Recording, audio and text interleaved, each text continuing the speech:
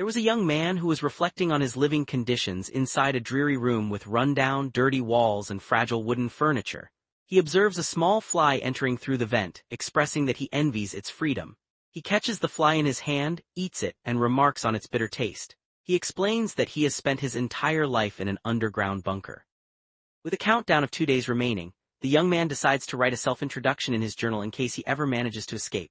He confesses that he does not know his own name because no one has ever called him by it. However, he is certain he has one, believing it was given to him by his mother, from whom he was separated shortly after birth. Looking at a framed photo of a woman holding a baby, he feels comforted by the belief that his mother loved him. His thoughts are abruptly cut off by his father, a menacing man wearing round glasses with a hanging chain. The father coldly informs him that his mother is dead, explaining with a twisted laugh that she committed suicide by jumping off a bridge shortly after his birth.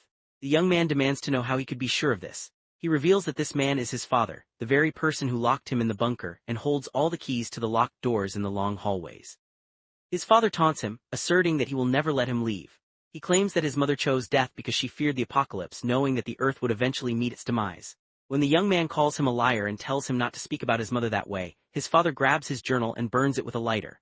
The young man screams in despair, telling him he is disgusting and does not deserve to be called a father. The narrative transitions to their daily routine. Every day they walk through the quiet hallways of the bunker where no other living souls reside. His father teaches him and subjects him to a strict training regimen. The young man's only solace is his limited free time, during which he reads books about the outside world from the library. He dreams of experiencing warm sunlight, living a peaceful life and making friends.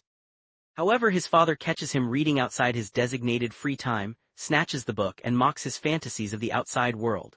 He warns the young man that the apocalypse will bring bloodshed and anguish, and that the bunker is his only hope for survival. The young man privately vows to escape, waiting for the perfect opportunity to strike. During a grueling physical training session, the young man collapses from exhaustion. His father seemingly offers a helping hand to pull him up, but as soon as the young man grabs it, his father violently throws him into a brick wall, shattering it. His father lectures him, warning him never to trust anyone who extends a hand, especially during the apocalypse.